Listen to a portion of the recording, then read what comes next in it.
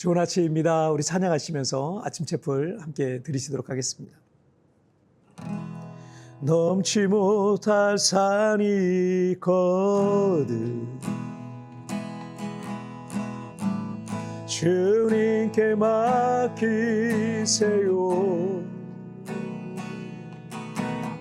넘지 못할 바도 있거든 주님께 맡기세요.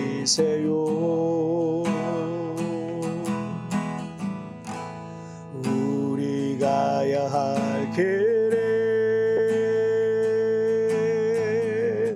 멀고도 험하여 허덕이며 가야 하는 인생인데 이럴 땐 우릴 두고 헤이지 않아요. 주님밖에 없어요. 나는 그 길 갈 수 없지만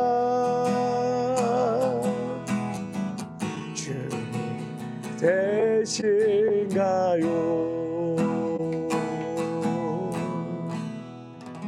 아멘. 자, 우리 같이 기도하시겠습니다. 하나님 아버지 감사합니다. 우리가 믿음으로 삶을 살아가지만 때로는 내 힘과 능력으로 감당할 수 없을 만한 넘지 못할 산이 있는 것을 고백합니다. 그러나 주님 나와 함께 하여 주시고 나를 붙잡아 주셔서 그 모든 어려움들을 이겨내게 하여 주옵소서. 감사하며 예수님의 이름으로 기도하옵나이다. 아멘. 오늘 우리에게 주시는 하나님 말씀 창세기 13장 1절부터 9절까지의 말씀 제가 봉독해 올리도록 하겠습니다. 아브라함이 애굽에서 그와 그의 아내와 모든 소유와 롯과 함께 네겝으로 올라가니 아브라함이 가축에게 은과 금이 풍부하였더라. 그가 네겝에서 길을 떠나 베델에 이르며 베델과 아이 사이 곧 전에 장막을 쳤던 곳에 이르니 그가 처음으로 제단을 쌓은 곳이라. 그가 거기서 여호와 이름을 불렀더라. 아브라함의 일행 롯도 양과 소와 장막이 있으므로 그 땅이 그들이 동거하기에 넉넉하지 못하였으므로 이는 그들의 소유가 많아서 동거할 수 없었음이니라. 그러므로 아브라함의 가축의 목자와 롯의 가축의 목자가 서로 다투고 또 가나안 사람과 브리스 사람도 그 땅에 거주하였는지라. 아브라함이 롯에게 이르되 우리는 한 친족이라. 나나 너나 내 목자나 내 목자나 서로 다투게 하지 말자. 내 앞에 온 땅이 있지 아니하냐. 나를 떠나가라. 내가 좌하면 나는 우하고 내가 우하면 나는 좌하리라. 아멘. 제가 예전에 일본어를 배웠던 적이 있었는데 처음에 일본어의 알파벳이라고 할 수 있는 히라카나와 카타카나를 배워서 일본어를 읽고 쓸 줄도 알고 쉬운 단어와 문장을 써먹었을 때만 해도 일본어 참 재밌고 싶다라고 생각했어요. 그런데 일본어 초급을 지나서 문법에 들어가니까 점점 어려워지더니 나중엔 너무 어려운 거예요. 저는 결국 그 고비를 넘기지 못하고 그때 일본어를 포기했었는데 지금은 가끔 그 고비를 넘길 걸 하는 이런 아쉬움이 가끔 좀 남아 있습니다. 이 신앙생활의 알파벳이라고 하자면 이 교회에 출석하면서 예배드리고 기도생활하고 성경 읽고 종종 봉사활동도 하면 됩니다. 이 교회를 안 다니던 분들이 자신의 삶에 이런 새로운 생활을 추가하자면 시간과 마음도 들여야 되고 물질도 들기 때문에 어떤 초신자분들에겐 그것 자체가 쉽지는 않을 것 같다라는 생각이 들어요. 그런데 이건 신앙생활의 사실은 알파벳입니다. 그냥 기본입니다. 사실 교회 생활에 있어서 그리 어려운 실천사항은 아닙니다. 이렇게 생각하시면 돼요. 자녀들이 학교 다니면서 공부하는 게 사실 어려운 게 아니잖아요.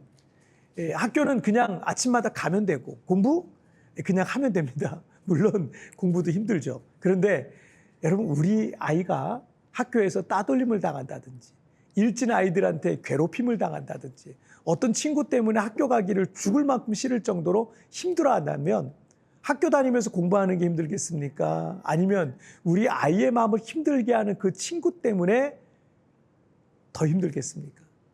공부보다는 어려운 이 감정의 문제가 사실은 우리를 더 힘들게 하는 경우가 많습니다. 신앙생활에 있어 교회 예배에 출석하고 성경을 읽고 기도 생활하는 것과 같은 것들은 사실 힘들고 어려운 건 아닙니다. 그냥 목사님이 권면하는 대로 하면 됩니다. 정해진 시간에 그냥 예배 나가면 됩니다.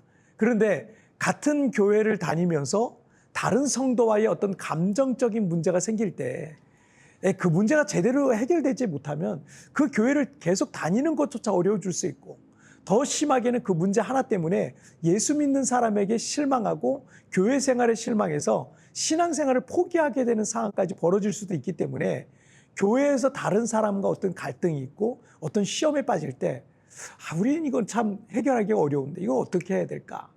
오늘 본문을 통해서 또 몇 가지 좀 배워봤으면 좋겠어요. 아브라함은 75년간 살아왔던 터전이 하란과 갈대 우르에서 떠나서 가나안 땅으로 이주했습니다.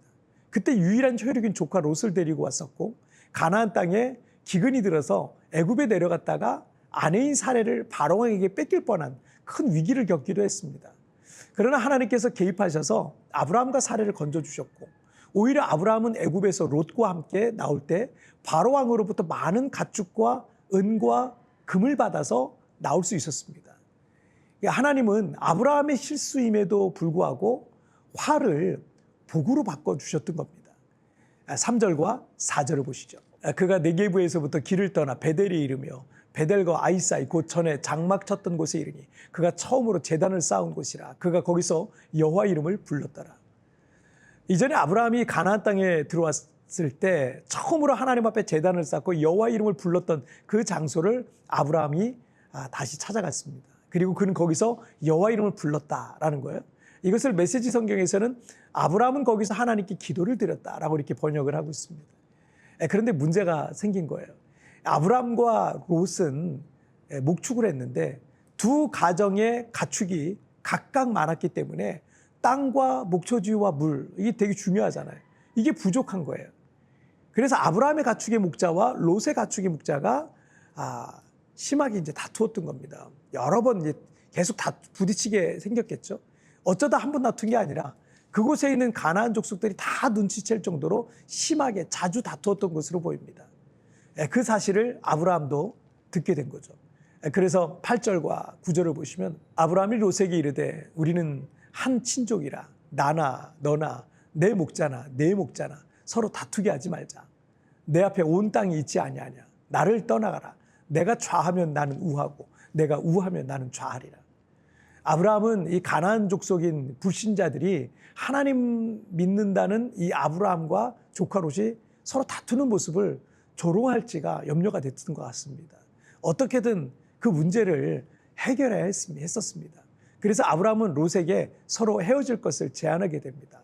할 수 있다면 그 안에서 해결하면 좋겠지만 물리적으로 안 될 때가 있어요. 또는 이 감정적으로 그 상황에서는 안 될 때도 있기 때문에 어쩔 수 없이 이제 아브라함은 9절에서 롯에게 먼저 선택권을 주고 있는 것을 볼 수 있습니다. 아브라함이 연장자이기도 했고 또 삼촌이기도 했기 때문에 그런 이유들로 그가 우선권을 주장할 수도 있었을 겁니다. 그러나 그는 너그러운 마음으로 롯에게 양보를 했던 겁니다. 우리가 살아가면서 어떤 갈등을 겪을 때 그 갈등에 여러 가지 원인들이 있지만 모든 다툼과 갈등의 주요 원인은 이기심 때문이에요. 내가 더 많이 가지려고 하다가 그게 정당하고 또 당연한 권리일 수도 있겠지만 또는 내가 지지 않으려고 하다가 내가 옳다고 상대가 틀렸다는 것을 보여주려고 하다가 나는 조금 더 손해보려고 하지 않으려고 하다가 더 심한 갈등과 다툼으로 이어지는 경우가 사실은 종종 있습니다.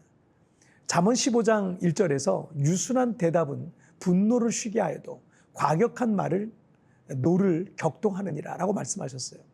사람이 말을 과격하게 하거나 큰 소리를 지르며 말하는 이유는 말로써 싸우는 거죠. 젠틀하게 또는 부드럽게 말하는 것은 폭발하는 감정을 진정시키고 서로 간에 이성적으로 합리적으로 생각하게 만들 수 있습니다. 이것이 더 큰 다툼으로 번지지 않게 할 수 있는 하나의 방법이죠.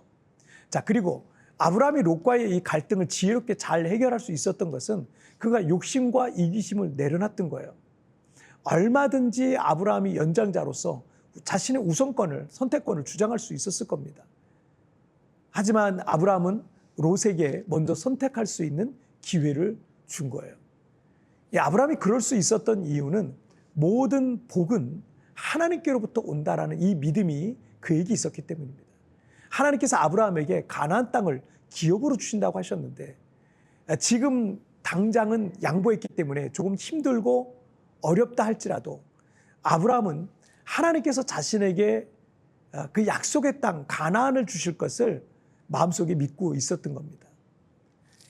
그래서 예수님께서도 너희 중에 누구든지 크고자 하는 자는 너희를 섬기는 자가 되고라고 이렇게 말씀을 하셨던 적이 있어요. 이기적인 욕망을 가진 자가 지금 당장은 그 어떤 약한 자의 것을 뺏고 어떤 풍요를 누릴 수도 있고 더 잘 되는 것처럼 보일 수도 있겠지만 그들의 영광은요 그리 오래가지 않습니다. 하지만 양보하고 섬기는 자는 하나님께서 반드시 높여주시는 겁니다. 때문에 누군가와 어떤 갈등이 있었을 때 굳이 이기려 하지도 말고 모든 것을 내가 다 가지려 하지도 말고 너그러운 마음으로 양보하고 져주시고 섬기는 마음으로 낮아지십시오. 그러면 다툼과 갈등의 감정들은 점점 사그러들 거예요.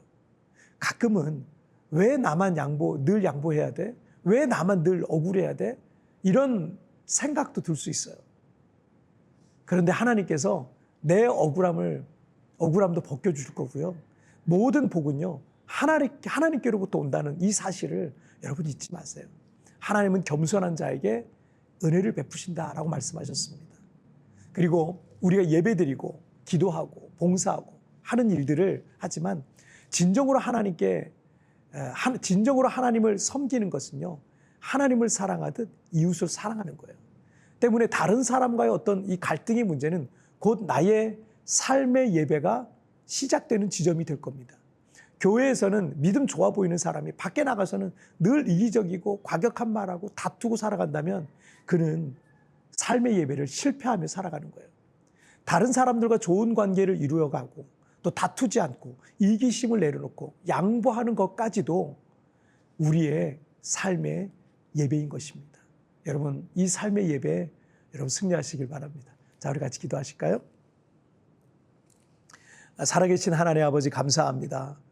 오늘도 우리에게 이렇게 귀한 말씀을 주셔서 어떤 다른 사람과의 이 관계의 문제, 또 어떤 감정의 문제, 그런 문제들이 있을 때 이것을 어떻게 해결해야 될지 사실은 내 감정이 그에 호용하지 않고 괴로울 때가 너무나 많습니다. 부족합니다. 연약합니다. 그러나 이 감정의 예배조차 감정조차도 잘 해결해 나가는 것이 결국 나의 삶의 예배인데 이 삶의 예배를 내가 승리할 수 있도록 하나님이여 축복하여 주옵소서. 오늘도 나를 붙드시고 함께 하실 하나님을 찬양하며 예수님의 이름으로 기도하옵나이다. 아멘. 여러분, TVN에 나오는 오늘의 묵상 보시면서 개인적으로 묵상하시고요. 짧게라도 뜨겁게 기도하시면서 오늘 하루 주님과 동행하시길 바랍니다. 내일 우리 굿모닝 체프에서 뵙겠습니다. 여러분 승리하세요. 다른 사람과 좋은 관계를 이루어가며 다투지 않고 이기심을 내려놓고 양보하는 것까지도 우리의 삶의 예배인 것입니다. 혹시 누군가와의 갈등이 있다면 내가 무엇을 양보할지 묵상해 봅시다.